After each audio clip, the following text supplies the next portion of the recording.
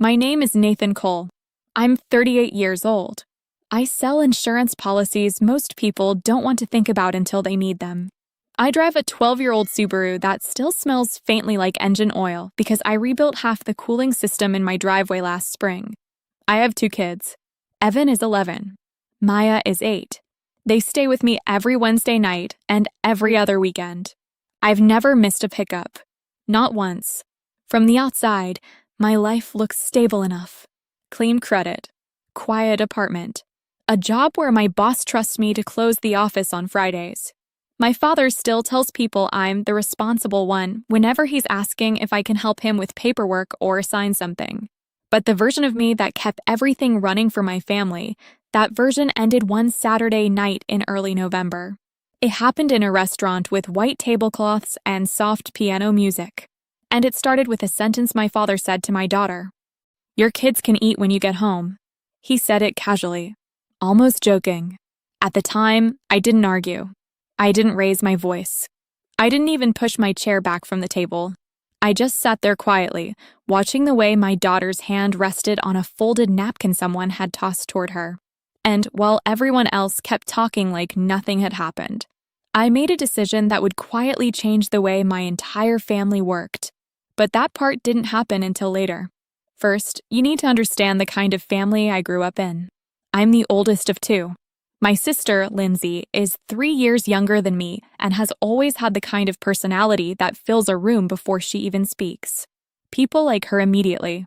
She laughs easily, talks quickly, and somehow always seems to land on her feet even when things fall apart. She's married to a man named Mark, who smiles through almost every situation like bills and consequences are just minor suggestions. My parents, Richard and Helen, built our family around a simple system that nobody ever said out loud. If something needed to be handled, I handled it. If something went wrong, I fixed it.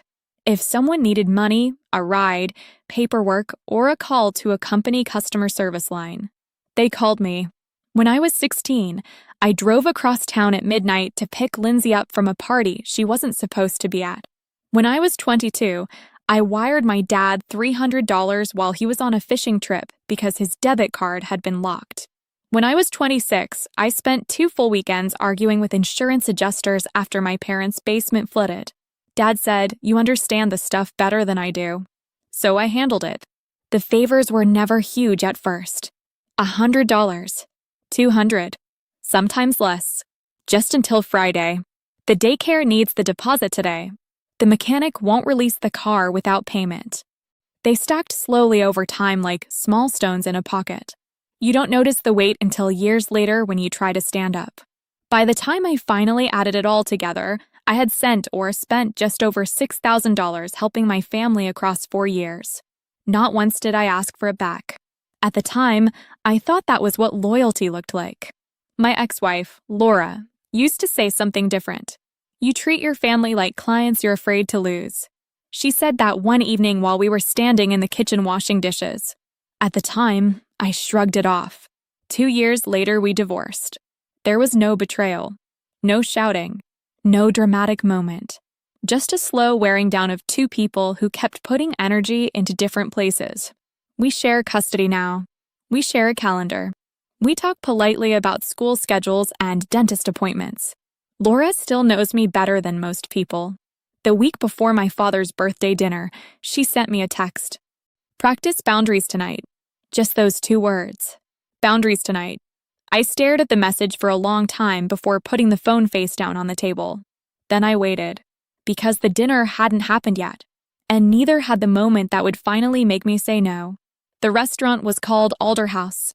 Dim lighting, cloth napkins, waiters who spoke slowly and carefully like every sentence mattered. Our table was a round booth near the back window. Laura and I sat with the kids on one side. Across from us were my parents, Lindsay, and Mark. My dad ordered a bottle of wine before anyone had even opened the menus. "Get whatever you want," he said.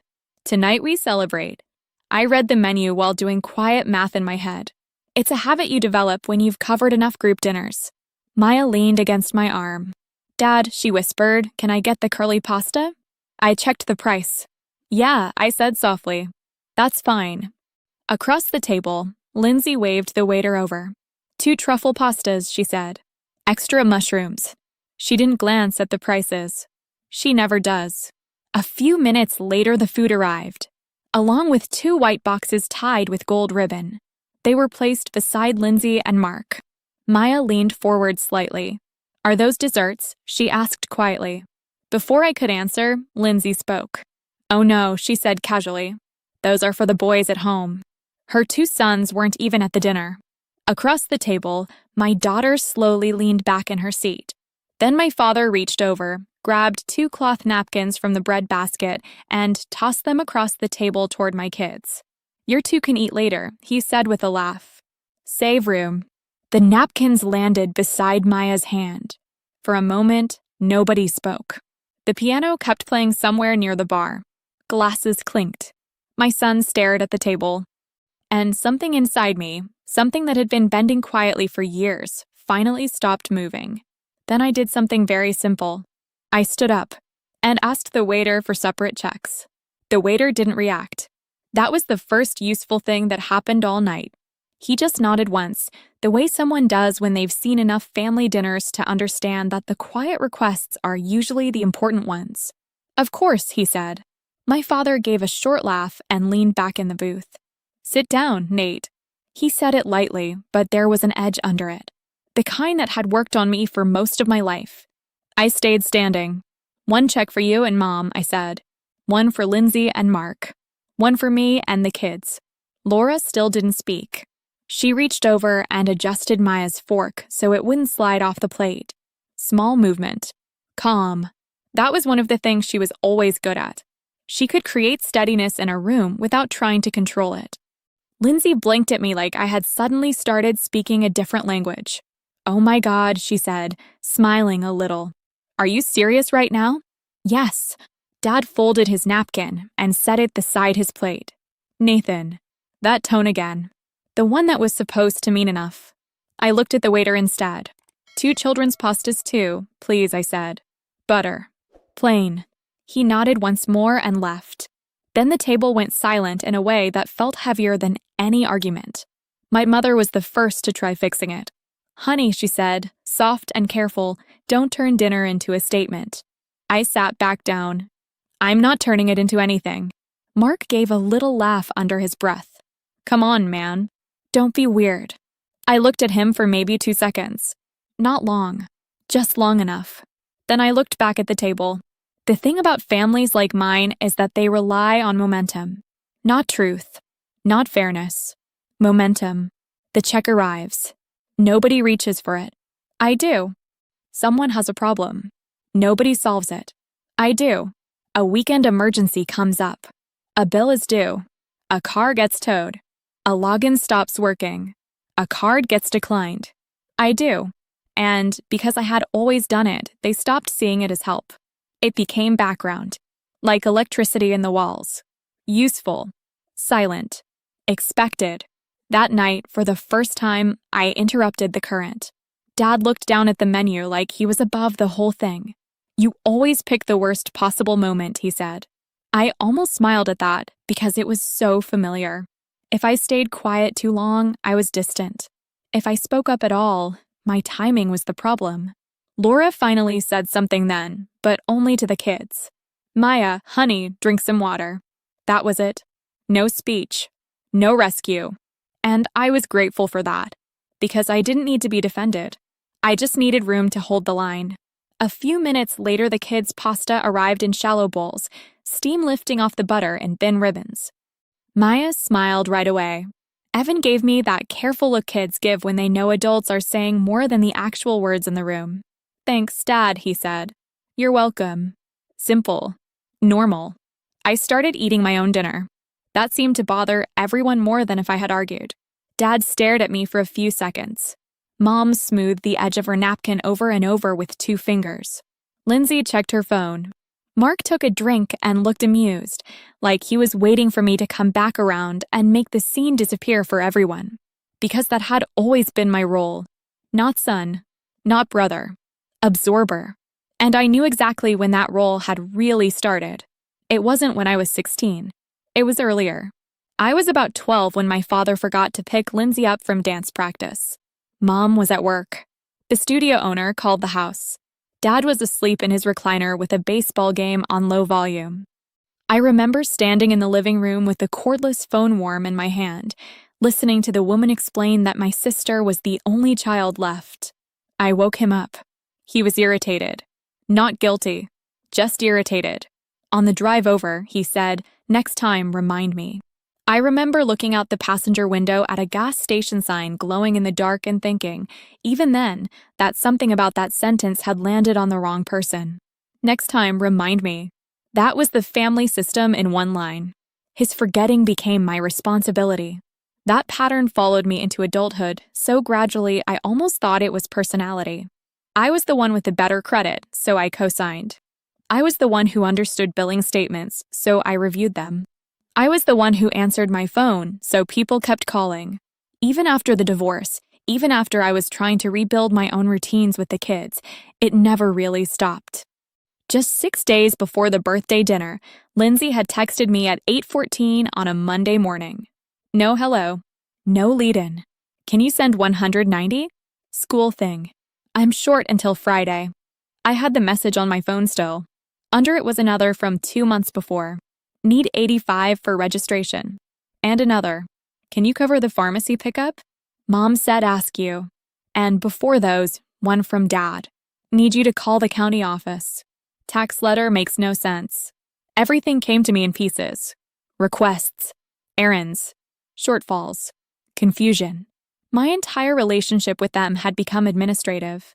That was the part one didn't fully understand until Alderhouse. Not at the table. Not in the moment. But later, when I got home and started opening old accounts, old statements, old text threads. Later, when I saw what years of being helpful actually looked like in numbers. At the restaurant, I only knew one thing for certain. I wasn't paying that bill. When the checks finally came, my father glanced at his, then slid it across the table toward me with one finger. A quiet little move. Almost elegant. Last chance, he said. I looked at the leather folder, then at him. Then I said one word. No, and this time, nobody at the table mistook it for hesitation. My father didn't touch the check again. He just sat there with that look older men sometimes get when authority fails in public and they don't yet know what shape to give the disappointment.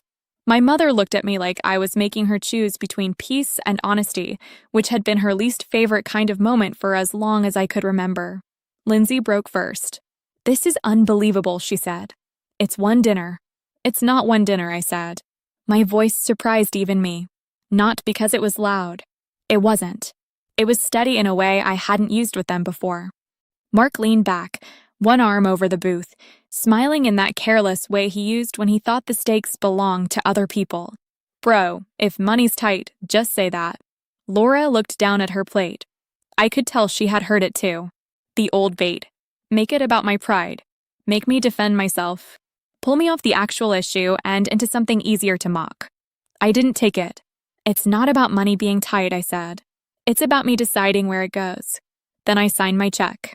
$74 and change, plus tip. Mine, Evan's, Maya's. That was all. My father's jaw shifted once. A small movement. The kind that meant he was holding back a sharper version of himself because there were other people nearby. You're embarrassing your mother, he said. I stood and helped Maya into her coat. I'm taking care of my children, I said. That sentence landed harder than anything else I could have said, mostly because it was too plain to argue with.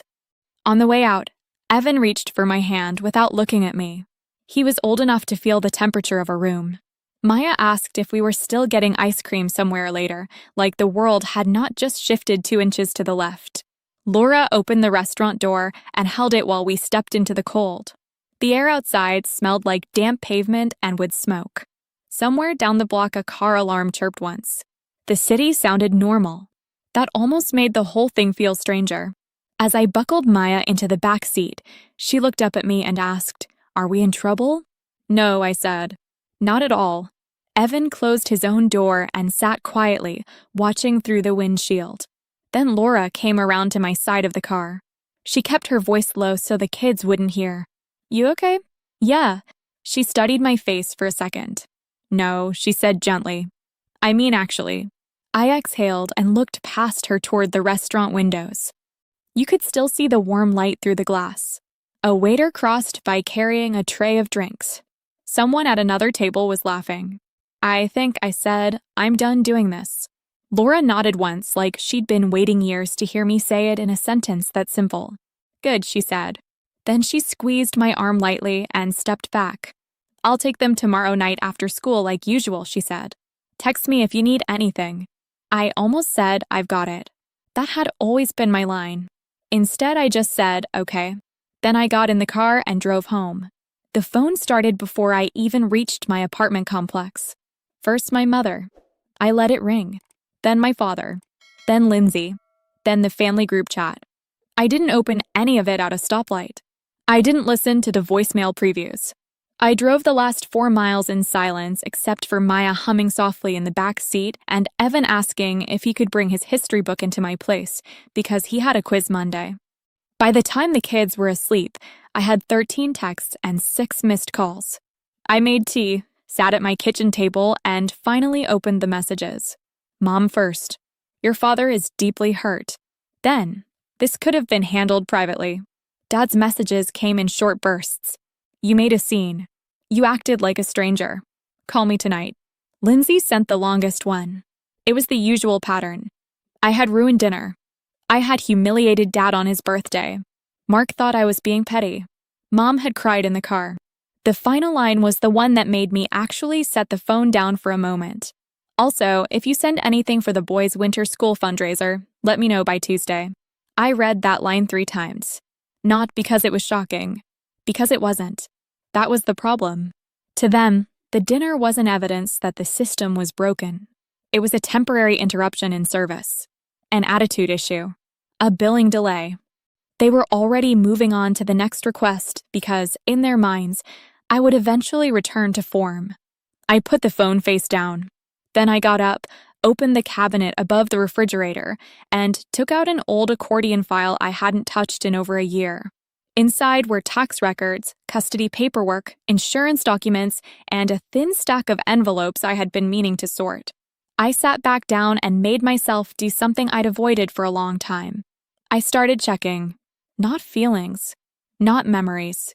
Records. Venmo history. Zelle history. Bank transfers. Subscriptions. Shared accounts. Secondary cards. Old notes in my phone. Email confirmations.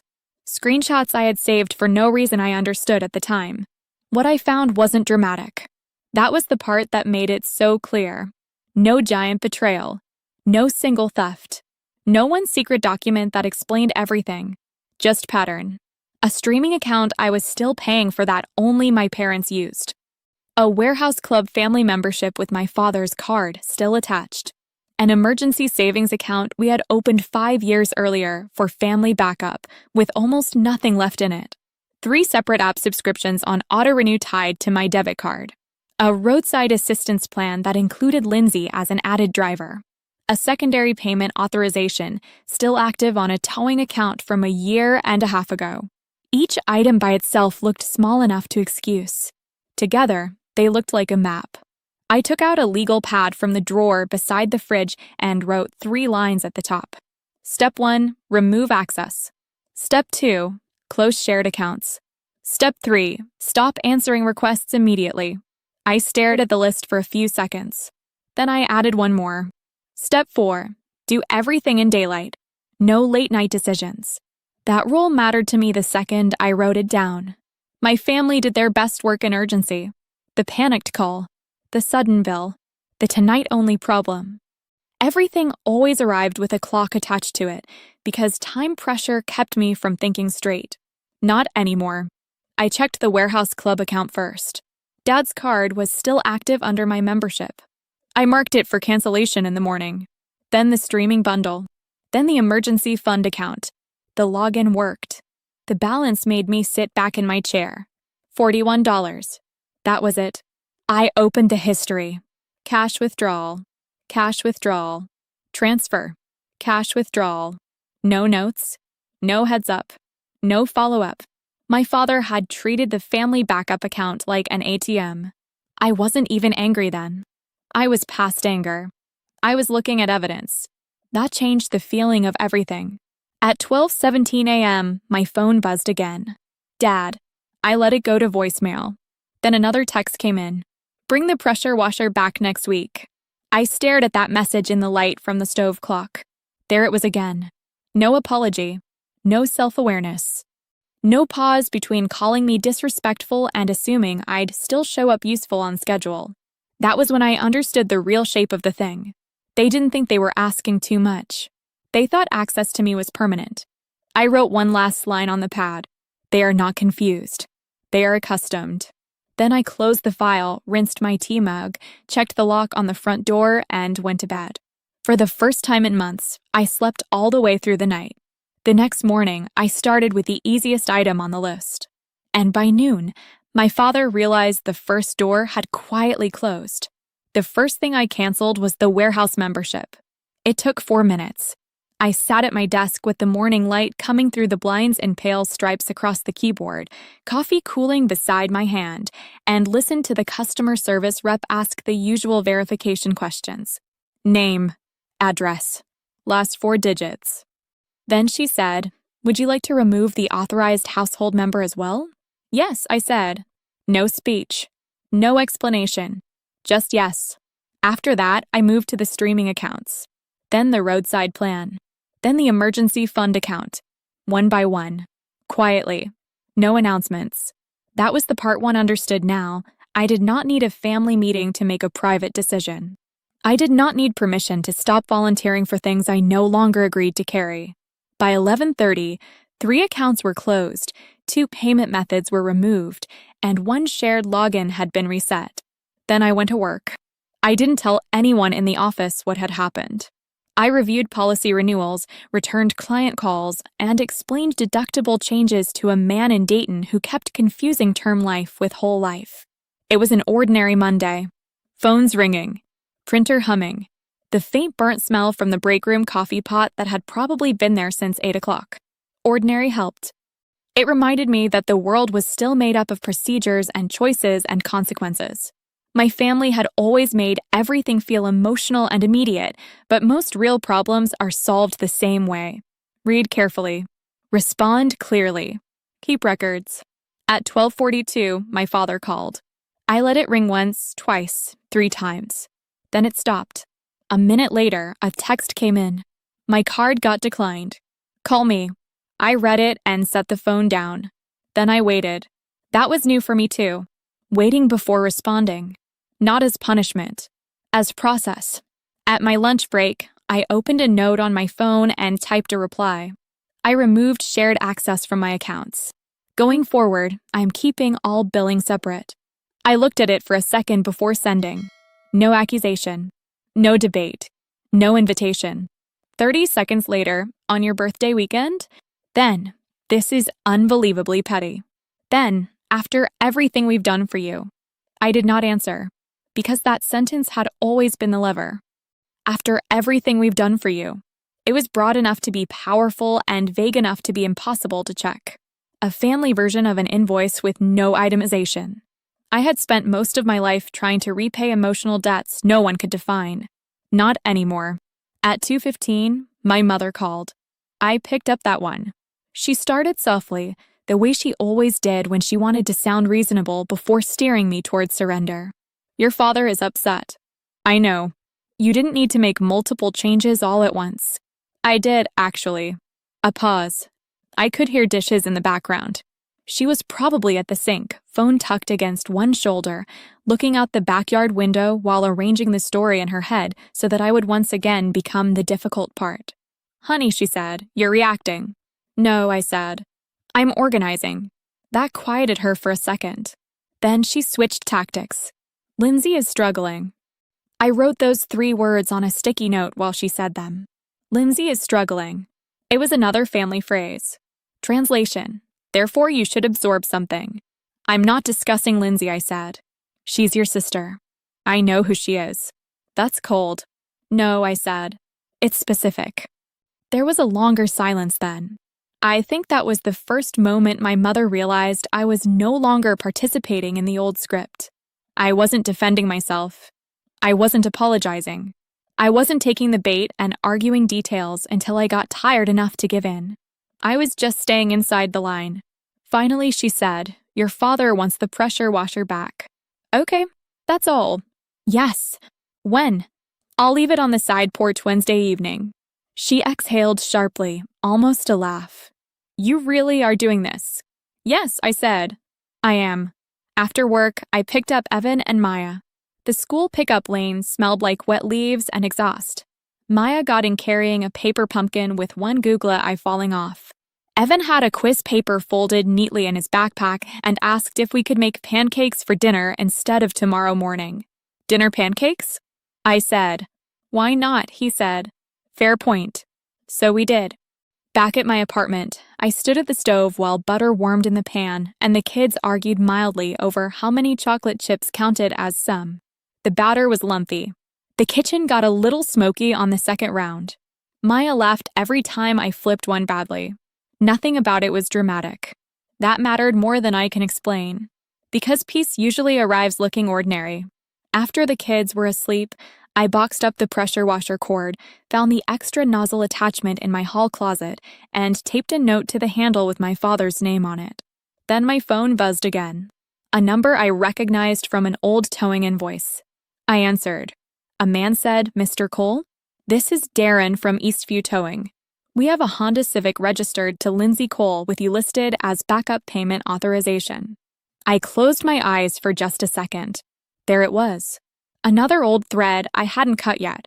I'm no longer responsible for that account, I said. A pause. Understood, he said. She was saying, I'm not attached to it anymore, I repeated. Okay, I'll note the file.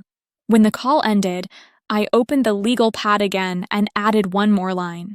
Step 5, assume there are more accounts. Check everything.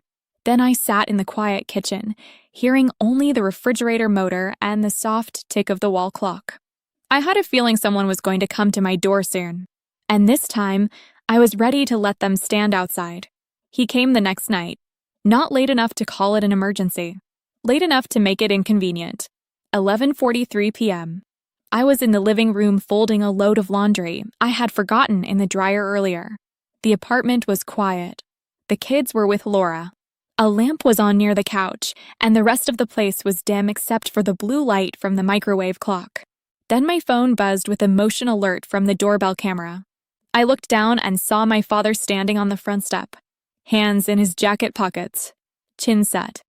He rang once, then stepped back and looked straight into the camera. I didn't move toward the door. He rang again. Then he knocked. I stayed where I was, one of Evan's socks still in my hand. For most of my life, a knock from family carried an instruction inside it. Open up. Fix this. Don't make it worse. But standing in my own living room with the laundry basket on the floor and the late-night quiet all around me, I understood something simple. A knock is not a command. He waited maybe 30 seconds. Then he spoke, not loudly, but in the deliberate tone people use when they want to be sure they're being recorded sounding reasonable. So that's what we're doing now. I said nothing. He looked around the hallway once, then back at the camera. Fine, he said. Be alone then. Then he turned and walked off the porch. I watched the clip twice after he left. Not because I was upset, because I wanted to be accurate. The next morning at work, between calls, I saved the video to a folder on my desktop labeled personal. Inside it, I had already started collecting screenshots, account confirmations, and a few text threads I didn't want to lose in case someone later tried to reframe what had happened. That folder calmed me more than any argument could have. It meant I did not have to rely on memory under pressure. At 9:17 a.m., my mother texted, "Your father stopped by because he was worried about you." I read it once and put the phone face down. Then I picked it up again and replied, "Please don't come by without asking first." That was it. A minute later, she wrote back, "You're treating family like strangers." I looked at the message for a second. Then I typed no. I'm treating my home like my home. I sent it and went back to work. By Thursday afternoon, Lindsay had found a new angle. She posted on social media. A photo of my father's untouched birthday dessert. Candles still in it. Caption underneath about how some people only know how to make everything about themselves. A dozen comments showed up under it from friends who didn't know a thing about our family except what she fed them. You're so strong. Families can be exhausting. Some people hate seeing others happy. I didn't respond. That was another rule I had added quietly for myself. No defending myself in borrowed rooms. If someone needs an audience to feel correct, facts usually won't matter there anyway. That evening, after dinner, Evan sat at the kitchen table doing homework while Maya colored beside him. I was rinsing plates when my phone lit up again. Lindsay. I let it go to voicemail. Then came the text. Need 140 for school pictures. Deadline tomorrow. I dried my hands, sat down at the table, and looked at the words for a full 10 seconds. Same pattern. Same urgency. Same assumption that my boundary was emotional weather and not a structural change. I typed back 2 letters. No. She called immediately. I declined it. Then another text. Wow. So that's how it is now? I wrote, yes. No decoration. No paragraph. No apology tied to the end like a gift tag. Evan looked up from his worksheet. Everything okay? Yeah, I said. Just answering a message. He nodded and went back to his book. Kids notice tone more than content. He could feel that I wasn't spiraling. That mattered. About 20 minutes later, Laura stopped by to pick up Maya's swim bag for the next day. She stood just inside the doorway while I handed it over. You look different, she said. I almost laughed. Good different or alarming different? Organized, she said. That was exactly the right word. I told her about my father coming by unannounced. Then about the towing call. Then about the latest text from Lindsay. Laura listened without interrupting. When I finished, she leaned against the doorframe and said, You know what's interesting? What? You're not explaining them anymore. I thought about that after she left. She was right. For years, every story I told about my family came with a layer of interpretation. Dad means well. Mom gets anxious. Lindsay is under stress. Mark is immature but harmless. I translated all of them constantly, like my real role in the family was customer service. Now I was just observing behavior. That felt cleaner. Saturday morning, I dropped the pressure washer on my parents' side porch like I said I would. Not because my father ordered it back, because I had said I would return it. That distinction mattered to me. The air was cold enough to sting my hands a little. The porch boards were damp. I set the machine down neatly beside the railing with the cord wrapped tight and the extra nozzle in a zip bag taped to the handle. Then I stepped back, took one photo for my records, and got in the car. No note. No knock. By noon, Dad texted. Could have at least had the decency to hand it to me. I didn't answer. Then another text. Your mother says you're going through something. Still no answer. Then the last one. Don't ask me for help when this blows back on you. That one sat with me for a second. Not because it scared me, because it made something even clearer. My father genuinely believed help moved in only one direction in this family. From him downward in theory. From me upward in practice. He had never really noticed the difference because noticing it would have required honesty. Later that afternoon, I got the kind of call I had not expected. My grandmother, June Cole, 86. Sharp enough to cut glass. I answered, and before I could say much, she said, You did the right thing. No build-up. No question. I sat down at the edge of the couch. How much have you heard? Enough, she said, which usually means I've heard the distorted version first. I laughed quietly. That laugh loosened something in my chest I hadn't realized I was still holding. She went on. Your mother cried. Your father grumbled. Your sister performed. When all 3 call inside 24 hours, I've learned the missing person is usually the reasonable one. I leaned back and closed my eyes for a moment. The apartment smelled faintly like dish soap, and the cinnamon candle Maya had insisted I light that morning even though it was technically too early for holiday candles. I wasn't trying to make a point, I said. Yes, you were, she said. You were making the correct one. That sounded like her. Precise. Unsentimental. Then she told me a story about my grandfather refusing to lend his truck to one of his brothers after 6 months of excuses and broken promises. According to her, Half the family called him selfish for a year. He slept better after that, she said. I smiled. So did I said before I really thought about it. Good, she said. Bring the children by next week. I'll make biscuits and tell them which relatives are charming and which ones are expensive. After we hung up, I sat quietly for a while. The kitchen was clean. The windows were cracked just enough to let in cool air. Evan was building something out of cardboard at the table. Maya was lying on the rug with markers spread around her like a little broken rainbow. Everything in the room felt settled. Not solved. Settled. And that night, for the first time, I stopped thinking about how to make my family understand. I started thinking instead about what I still needed to close, document, and put fully in order. Because the truth was already there. It just hadn't been arranged yet. The following Monday, I came home early and spread everything out across the kitchen table. Not dramatically, just methodically. Bank statements, shared account screenshots, subscription confirmations, old text messages. A printout of the towing authorization I had been listed on without thinking about it for more than a year. The warehouse membership closure email. The roadside plan cancellation.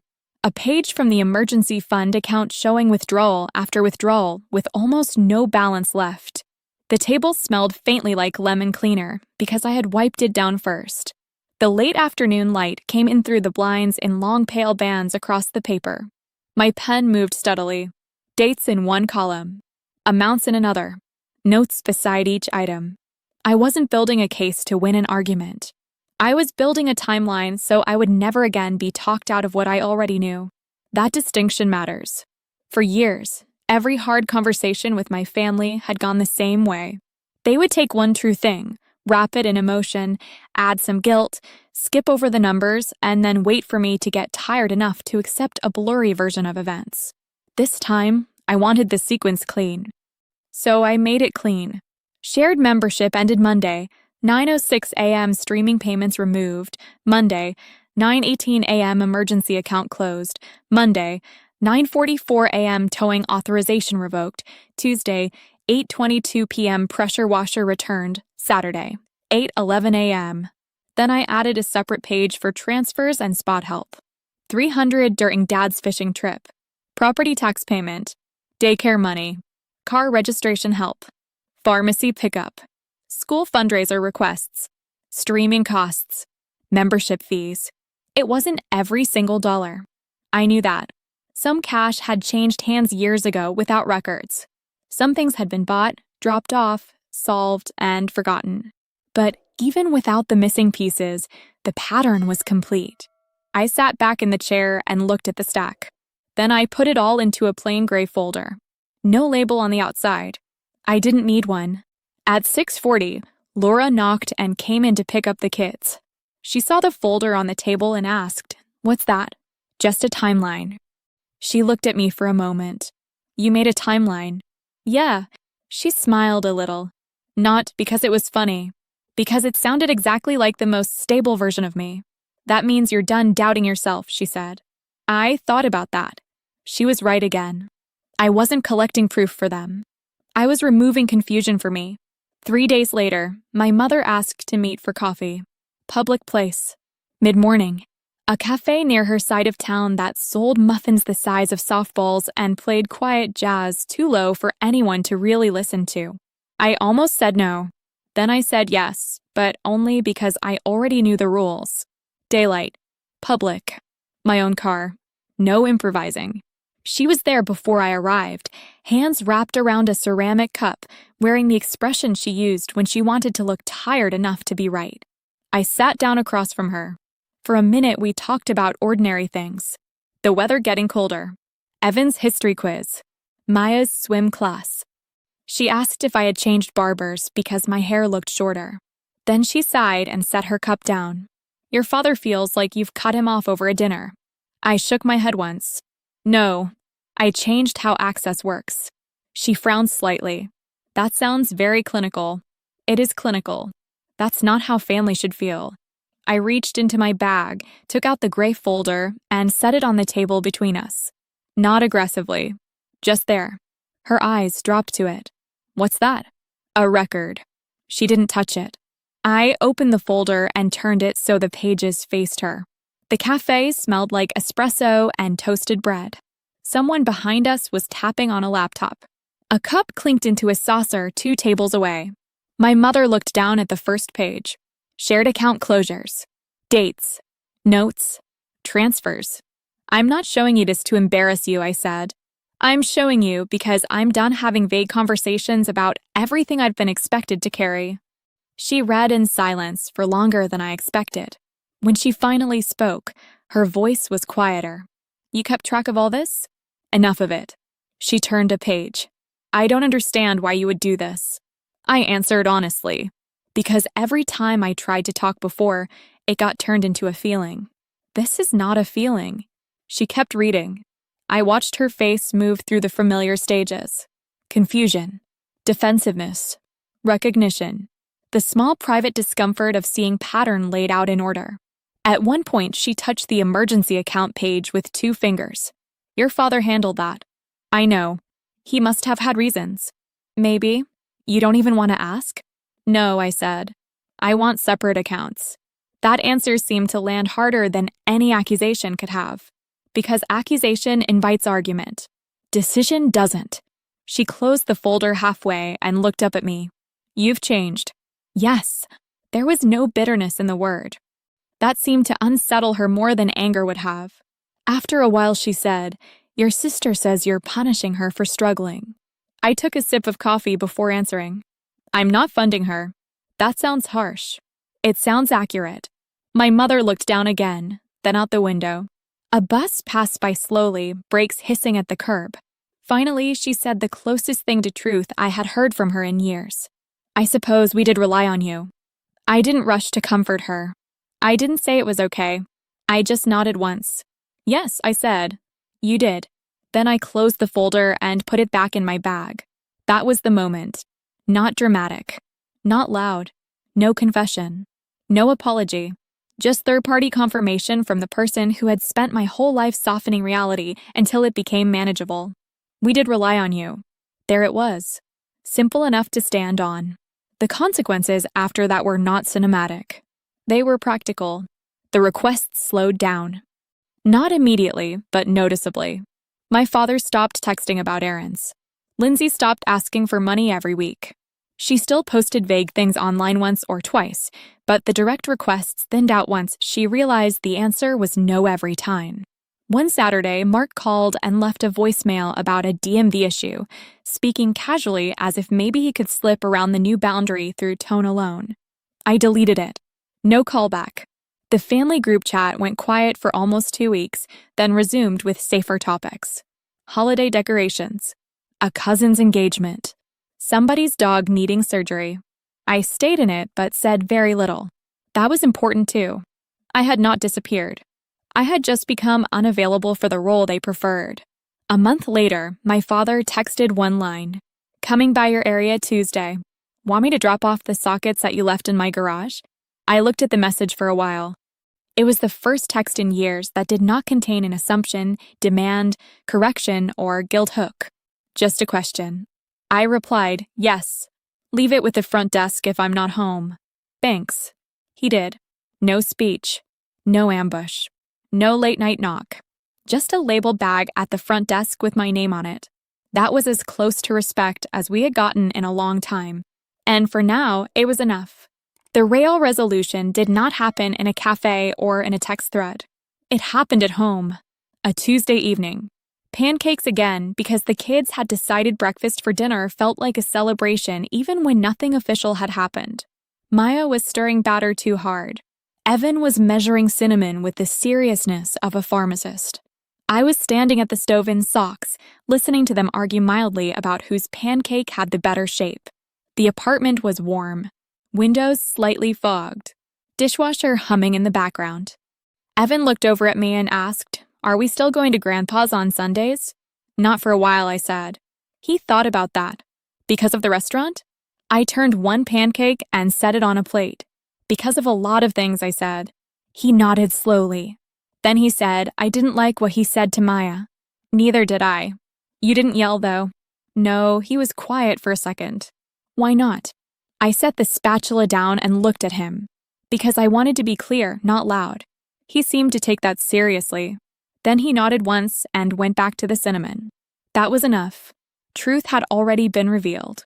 Not just in the folder, the statements, the dates, and the messages, but in the room, in what my kids had seen, in what they now understood without me needing to turn it into a speech.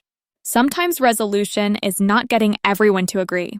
Sometimes it's making the structure visible and then living accordingly. That was what happened. And once I saw it clearly, the rest became simple to maintain. It's been quiet since then. Not perfectly quiet. Families like mine don't become simple all at once. But the noise changed. That was enough.